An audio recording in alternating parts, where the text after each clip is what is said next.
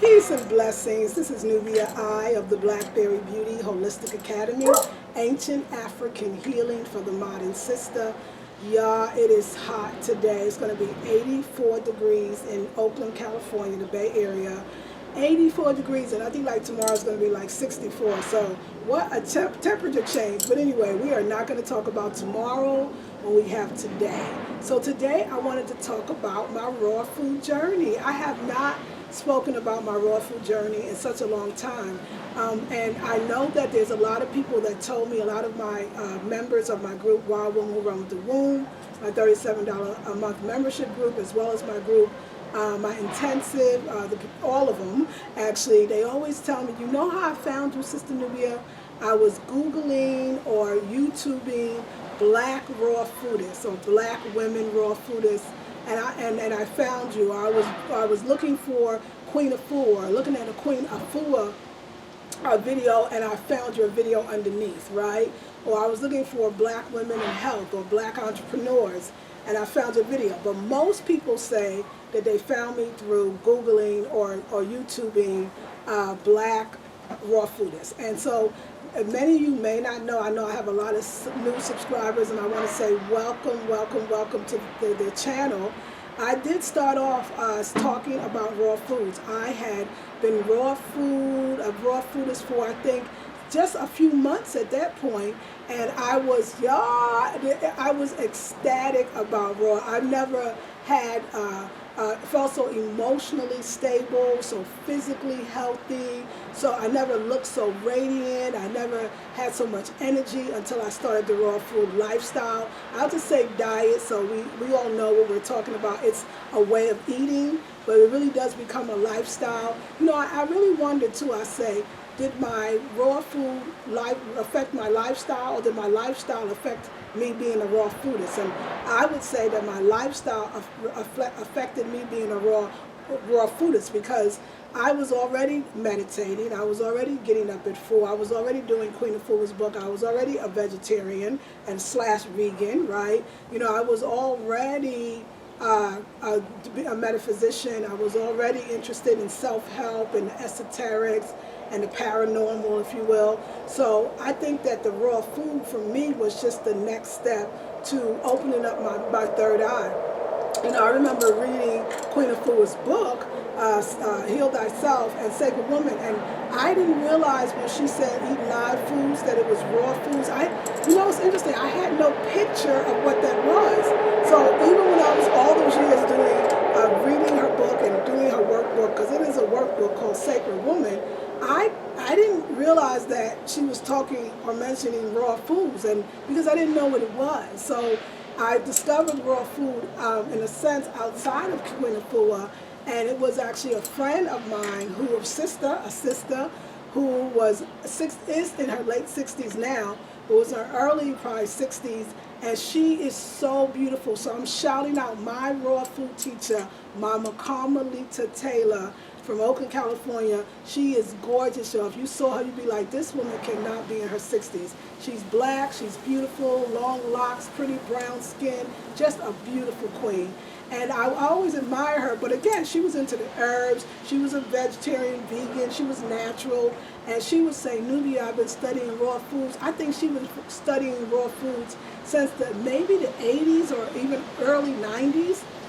And but you know, like, let's think about it. She's a black woman. She has black children, and had at that time a black husband.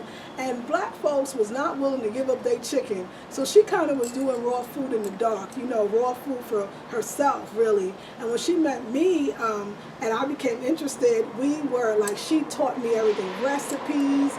And so for both of us, right, we too, after, you know, you get into raw foods, and then you watch all the videos that's on YouTube that's about raw foods, predominantly, most of those videos are by white people who are talking about being raw foodists. And I think it's natural for us as black folks, or any person that is of color, I'm talking about black people now, but to look for people that look like you that's doing it. It kind of co-signs, right? It kind of says, okay, they're all doing it, but let's face it, maybe they have more money, maybe there is privilege attached to it, maybe it's a white thing and it's not for us, or it's not going to react the same way to us. And so quite naturally you say, where are all the black people? And when I started Googling and looking YouTubing for black folks, I came up with Dr. Aris Latam. So I'm going to let that go because I realized y'all can't hear me when it happens. Dr. Aris Latam, Karen Calabrese, Annette Larkins, and at that time, I think that was it as far as black raw foodists. Then it was Raw Saga. I remember him later on, but I don't remember too many other people. And even those people, it wasn't a lot of information about them. So I was hungry to see more of me talking about raw foods. So I decided then to start a channel, and it was so fun. Like making YouTubes is still fun to me. It's as much fun as it was when I first started. But of course, raw foods really it expands you. So I loved metaphysics, I loved meditation, I loved all these things. So of course, naturally, I started talking about all these things. I was making my own products for myself, wasn't even thinking about selling them. And people started saying, you should sell your products. Your skin is glowing and pretty and smooth, and why don't you sell the products that you make? And anyway, one thing led to another. So it's been 7 years. Next month, May 4th, makes 7 years.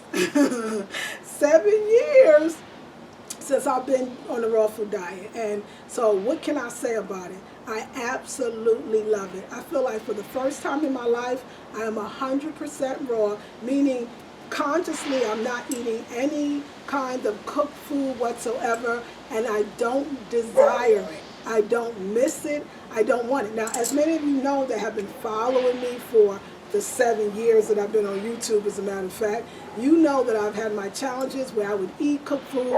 I would even do videos saying cooked foods are not so bad and you can have cooked food. And then I would try to do cooked food and eat cooked food and be sick as a dog, all puffy skin, feeling lethargic, losing my energy, not having my glow. This was, at least in my mind, all these things were happening.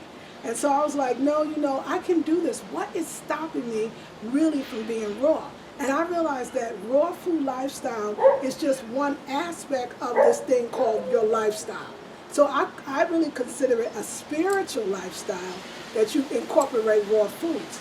So I feel like what was keeping me from being totally raw was, first of all, my daughter was in the house that ate cooked food, and I feel like even though I wasn't cooking food for her, every once in a while, but most of the time not, it was still difficult to be in the house with it and to have to buy it.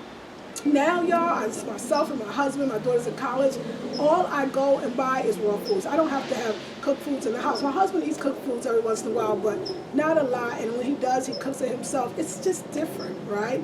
But then even when I moved here, I remember the idea was I had to change my mind about what I use food for. Food in many cultures and in most people's lives, it really is a part of a celebration. So when I wanted to get happy or have fun, so-called, I had those feelings of, let's go out and eat cooked food. Let's go have cooked food, cooked food, It was an association with the old life.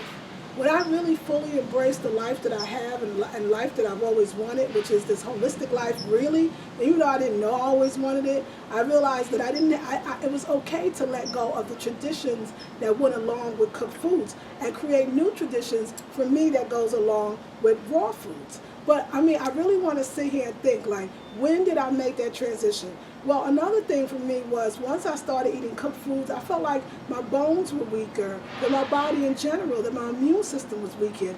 And I would get I started having the water on the knee, my knee would get swollen, and I just didn't feel great. My attitude was a little cranky.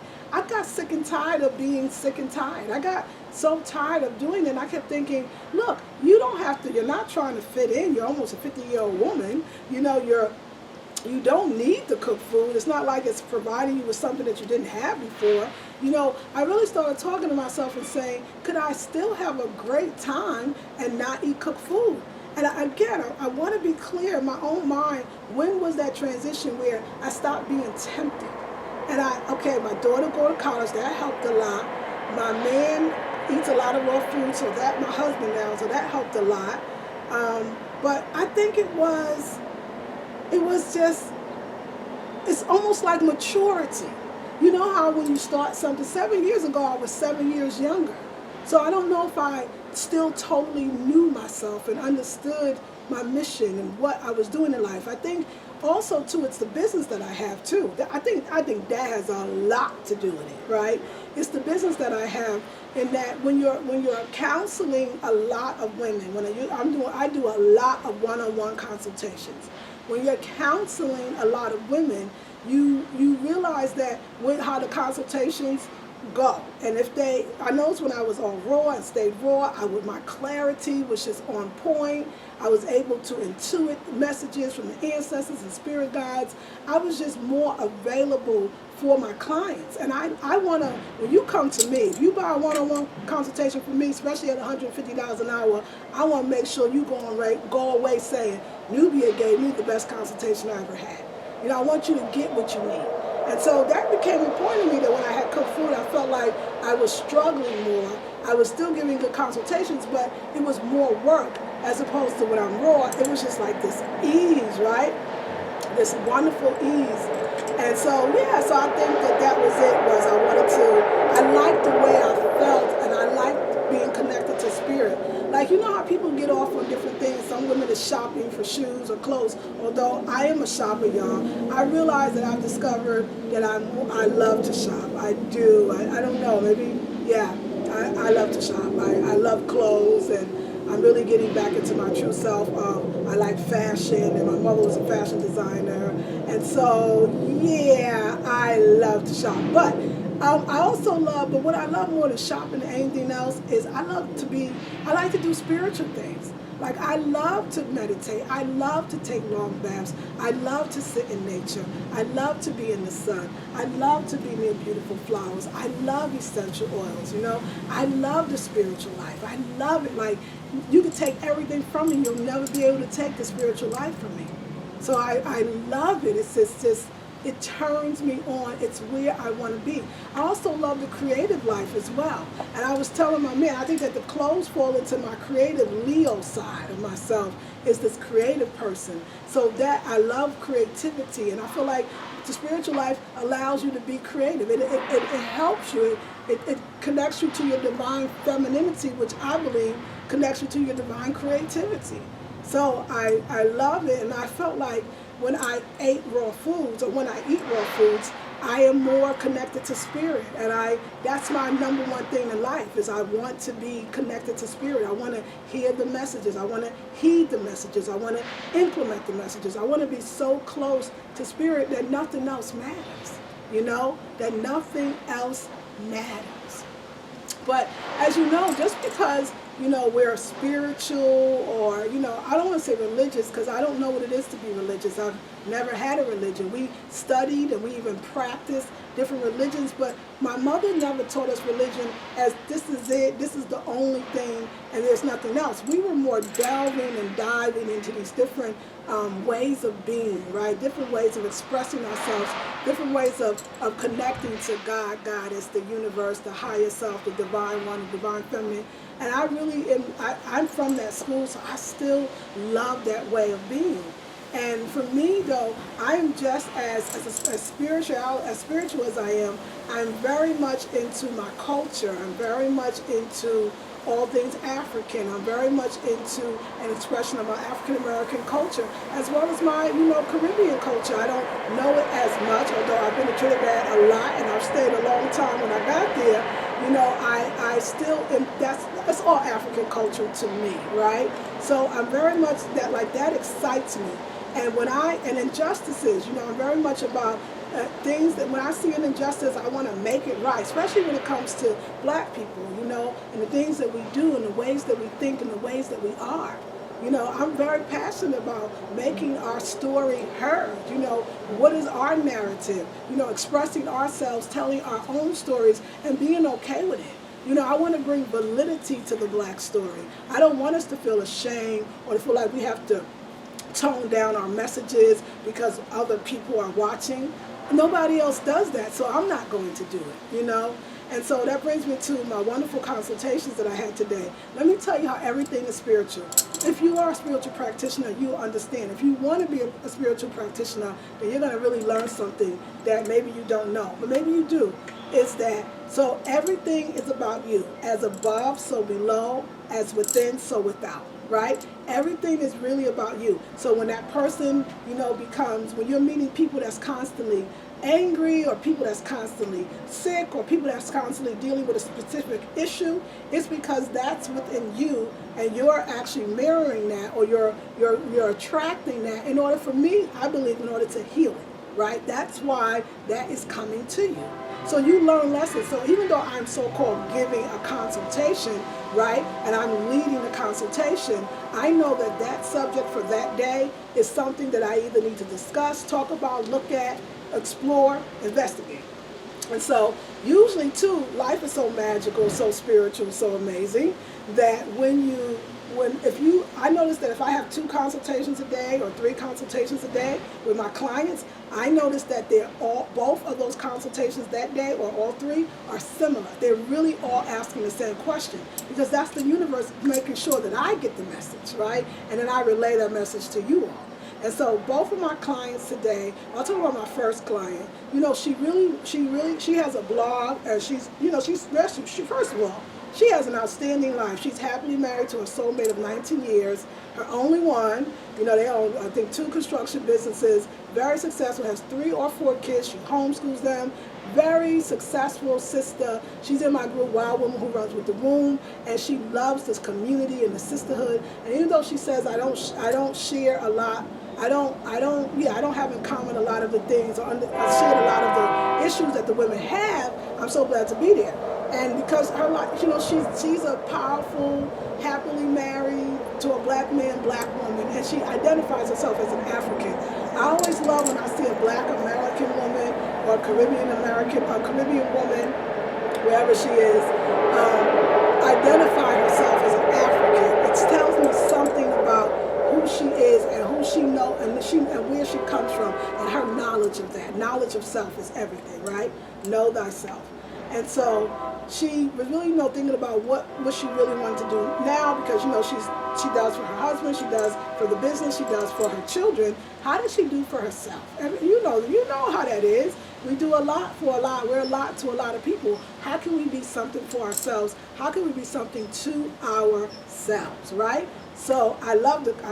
And I thought, I know for her in the group, I think she can be a great inspiration. She can be guidance. She can show us a reality that a lot of black people don't believe, that you can be happily married to the same man for a long time, that he could be your first, that you can homeschool your children, that you can create a business with your husband. These are things that black folks, we don't see it on TV, and if we do, we think it's fantasy, it can't be true. We don't believe it, right? And so she's a great influence, and I really believe that your divine purpose is always around what you're already naturally doing. Excuse me, y'all. My nose is itching. I think something's going on out here. But,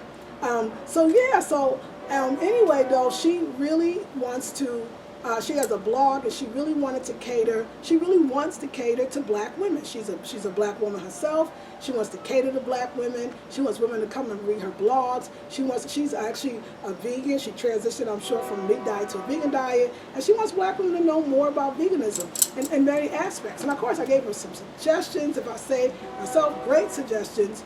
And what I realized is, though, that she almost felt like, should she tone down her message, right? Should she be all-inclusive?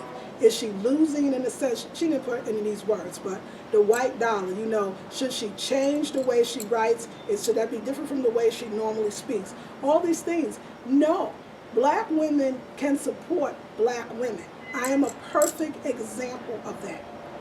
We can prosper within our own community without toning down our message. We have to go where black people are. Black people are on YouTube, then we go on YouTube and we talk to black people. I know there's a name for it. They call it niche marketing, where you're targeting a certain audience. I say that if it don't feel authentic, if you're just trying to be all inclusive, but it's not really about you, it's not really who you are, but you're fearful that if you become very secluded, seclusion in the sense that it's just this one people that I'm talking to, you think I can't do that. People are going to either think I'm racist or other people are not going to buy my products. But you don't need everybody to buy your products. You need the right eyes to see your products. But more than that, you have to be true to yourself. Now, if your true self is that you're multicultural and you have a product that everybody that could love, no matter who they are, if that's what product you created, then of course, and that's what you want, you sell it. But if you know that your love and your passion is to serve black women, then that's who you have to serve. You can't bow down. You can't. I'm telling you, I've seen people try to please all the people all the time. They want to please none of the people, none of the time. And the people that they thought was going to support their business didn't. You know, you got to know your product. And I was saying in this modern time, because of social media, I don't really care what you're selling, whether it's a book, beauty products, or even classes like me, intensives or classes. I'm my brand. You know, what people can see, that's what they're buying. They're buying you. If I say I'm a raw foodist, do I look healthy? Do I look like a raw foodist?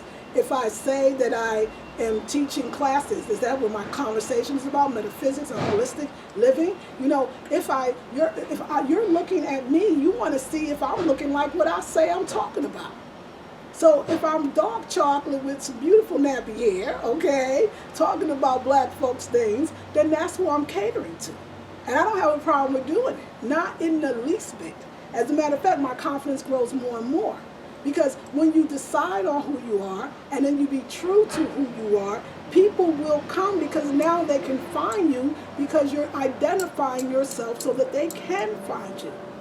And don't be scared, black people, to have products that other black women would love, but because you're afraid to put your black face on your website, or you're afraid to put your face on your products thinking white people are not going to buy my products, maybe you don't need them to buy your products. You know, you can make $1 million off your own people. Everybody else does it. You know, I was telling my client today that the Korean beauty supply stores, if black people stop buying their products today, they would have to close their doors tomorrow. They have niche marketing. When you go to beauty supply stores, what those big posters of black women, that's exactly who's on the posters. I don't never see no Asian women on the posters. I don't see Indian women on the posters. I see black women with Indian hair, but I don't see no Indian women on the posters. I see black women. Why? They're specifically targeting to you because you are their client base. Why wouldn't they target to who you are? But guess what? If you stop patronizing them, their kids wouldn't be in college, the houses they own, the beautiful cars, the money they send back to their home country would not even be able to happen. If the Arabs in the communities, the Yemenis people, and the other, ethnicities, Arab ethnicities, were to close down the corner store, if they were to close down the corner store tomorrow, if you stop buying from those corner stores, that today, tomorrow, they would be out of business. Again, they're catering to you. They say they don't smoke cigarettes and drink alcohol, but they're selling it because they believe that you buy cigarettes and that you drink alcohol. So they're niche marketing, they're targeting towards your black self. Believe me, okay? I don't know if you're going to find a lot of ads for Old English. Is it 800? It's been so long since I've even seen it. Or Colt 45 or something, or Newports. You're probably not going to see those splattered on a corner store in a white neighborhood. First of all, you're probably not going to see a whole bunch of corner stores in a white neighborhood. So you're not catering. I mean, Saks Fifth Avenue is not catering to you. Saks Fifth Avenue is not catering to you. They're catering to the people that live in that neighborhood, the people that can afford those products and services. So I'm catering to my people as well. I'm catering to them as far as pricing, but not just people that can only afford a $37 membership. I'm also catering to people that can pay for $750 packages, because I know that black women run the gamut of economic status. But I'm still catering to black women. You know, there's nothing wrong with it. When I see people get nervous, or they say we're not black, or they call us women of color, I just go, what the hell are we doing? Why is it not okay to be ourselves and to know that black women will support each other?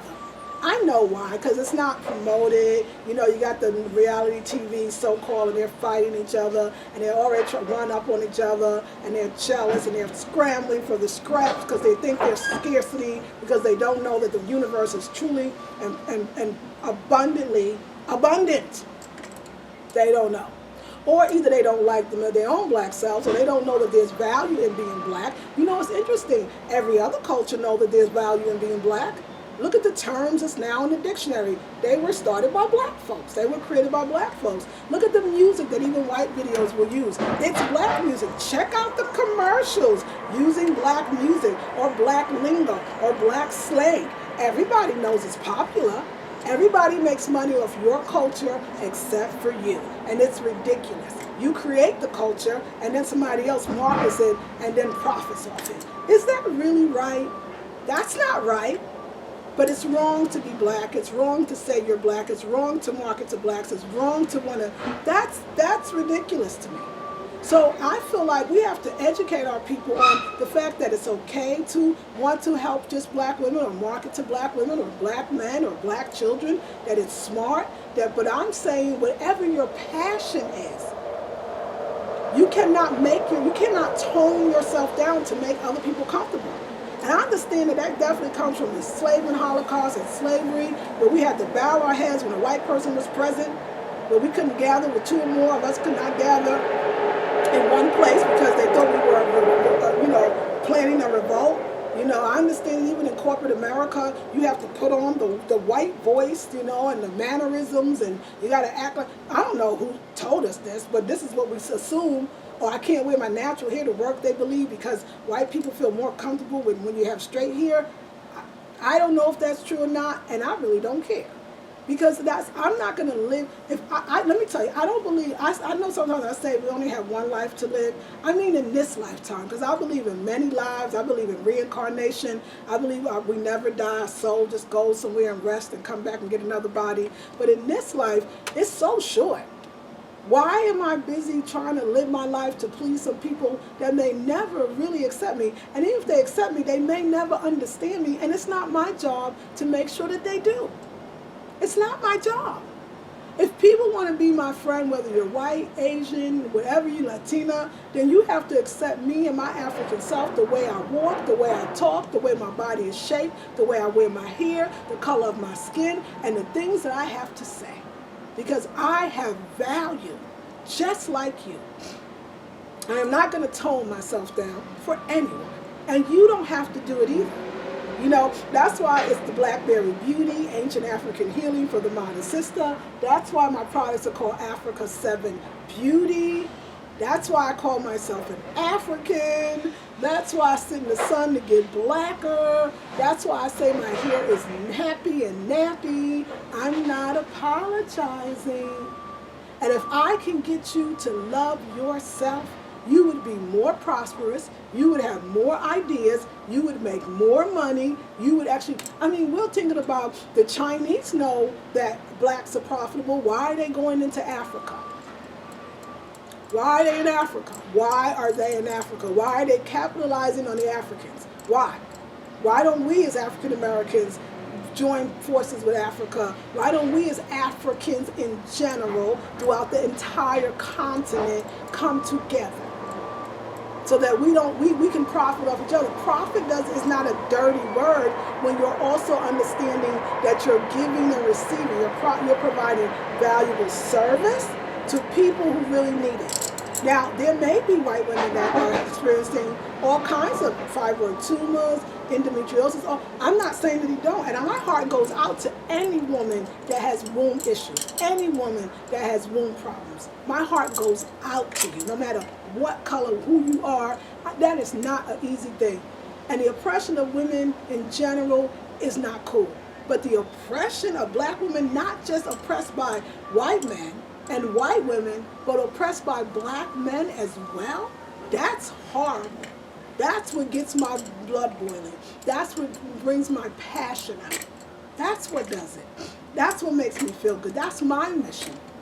So I think that, what I love is that I don't hate anyone.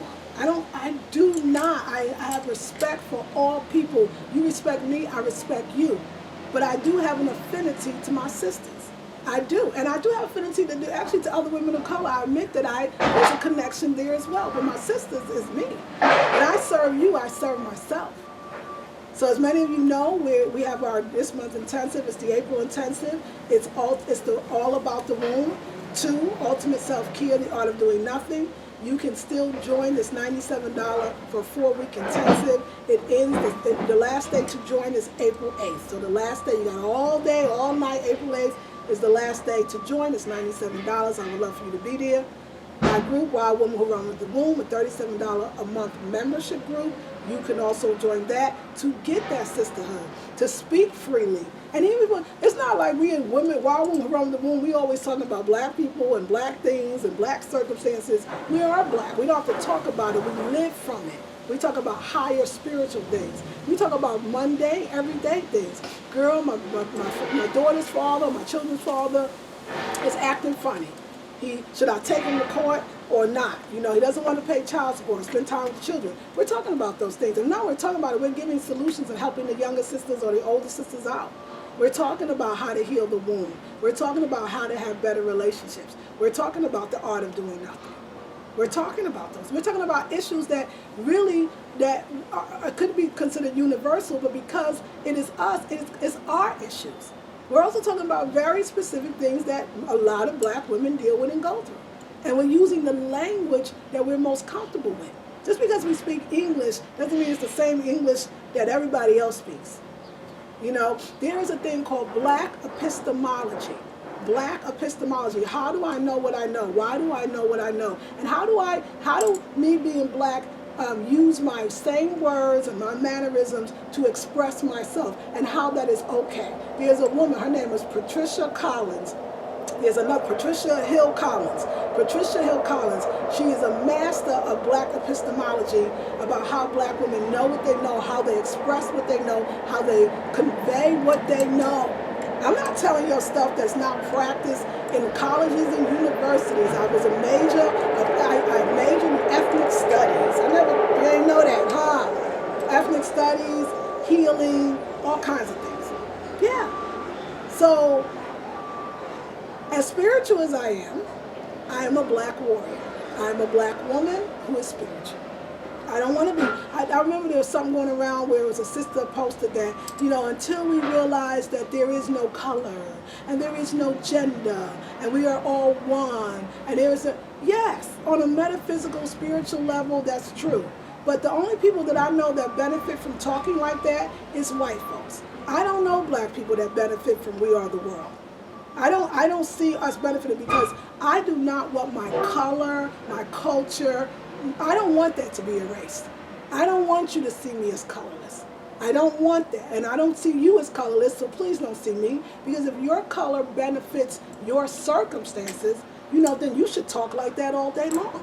Because you could say whatever you want, but in the end, you run the banks, you run the country, you run, you know, racism is a systematic thing. It's saying there are systems in place that will affect your black life. And I'm saying that why don't we create our own systems that can affect our black lives? Why don't I teach about spirituality? So I'm teaching you that, yes, you could overcome any situation with spirituality. That, yes, you can use visualization so that you are not even in the same realm. You're not attracting racism. You're not attracting that horrible job you don't want. You're not attracting working for somebody that doesn't agree with who and what you are. You're not attracting having to downplay yourself. You're not even attracting that. That's magical. Now that I believe, that spirituality can take you out of the mundane, the everyday. We bought into a society that says, I'm black, so I'm on the lower end, and they're white, and they're on the higher end. But it's not true. I agree that it's not true on a metaphysical, spiritual sense. But you got to get there. You got to get there. You gotta change your mind, but you got to love yourself in order to do it. You have to accept who and what you are and know that it's powerful. You think melanin is just the color of your skin? Melanin is scientific, energetic, cosmic, amazing. It attracts, it changes, it builds, it creates, it recreates. I'm just saying. So I know you're going to ask about the dress, and I appreciate you do. I got this dress from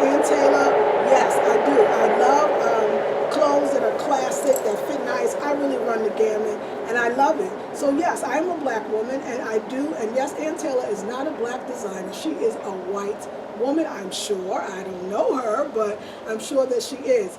I'm not saying that we should not participate in the economy or in our country's economy. I think that yes, if you know, I talked about this raw food lifestyle. If I know that part of my raw food lifestyle is that I like organically made clothing, that I like clothing that is more ethically made, right? That is either helping women, a cooperative, even if it's in India or another part of the world. But I would love to see more organically made cooperatives in Africa. I know that I buy my shea butter from Africans. I buy my black soap from Africans. I buy most of my jewelry from Africans or Tibetans. So wherever that product is available, I'm going to buy it from people that look like me or other women of color. But there's times where for me, shopping online, do you understand if I can't try it on, them clothes don't ever fit me? So it's very difficult. I'm looking for the time when we'll have boutiques running up and down our streets so we could buy what we want, and incorporating the style that I like, that kind of American chic or European chic, but the cultural aspects of that, which really some would argue that all fashion really comes from Africa anyway. And so I don't think that's too far off.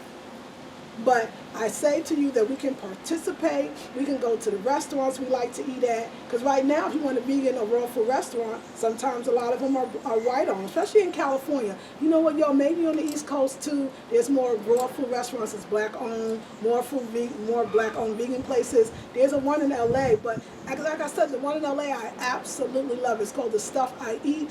I highly recommend it, but I think it's for people that are new to the vegan or transitioning, because I don't eat cooked food, first of all, and they didn't have a lot of raw food dishes. So there you go. There you go. So when you get into raw foods, you're in a whole nother realm. But I know that there's going to be more raw food space. And I'm not going to always be in California. I'll be on the East Coast one day. But I'm saying to you, like I said, I'm not saying boycott everything white or boycott everything that's not black owned. You're going to have a hard time existing if you do that. But I'm saying every chance you get, of course, support those that look like you if they have the products that you want. I'm not forcing you to buy stuff that you don't want or you don't like.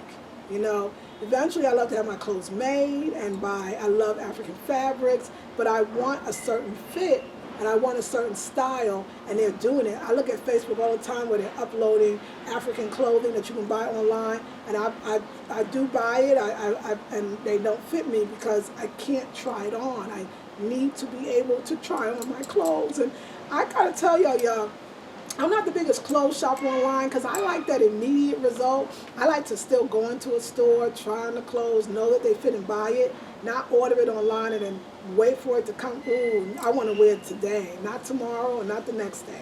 So yes, but yeah, so anyway, different places, just letting you know where I got the dress from, just in case those want to know. I believe we should share the wealth as African people. So don't forget the Africa 7 beauty products. They are on my website, and you can go now. Also, my sister does the numerology reading. Her link is on my website as well. And I would love for you to join Wild Women Who Run with the Womb, or to join the intensive. And also, I hope that what I bring to you is valuable. I hope that when you listen to me, you understand the love that is in my heart for our people and the love that is in my heart for my own self. I hope you know it's not coming from a negative place, a prejudiced place, a racist place, an evil place, but a loving place. I know there's other people that watch me, and I so appreciate you being here, and I hope that, but if you have to respect my position as I respect yours. One day, I believe the black woman will be able to stand next to any other woman and hold her head up very high because she knows who she is. I know that my work is from the divine ancestors, that my work is a higher calling. I know I am here to serve, and that's what I want to do. I love you all so very much, and I thank you all for watching and listening, and I hope to see you in one of the groups, intensive, a one-on-one consultation, whatever tickles your fancy. This is Nubia I of the Blackberry Beauty Holistic Academy, ancient African healing for the modern sister. Peace and blessings.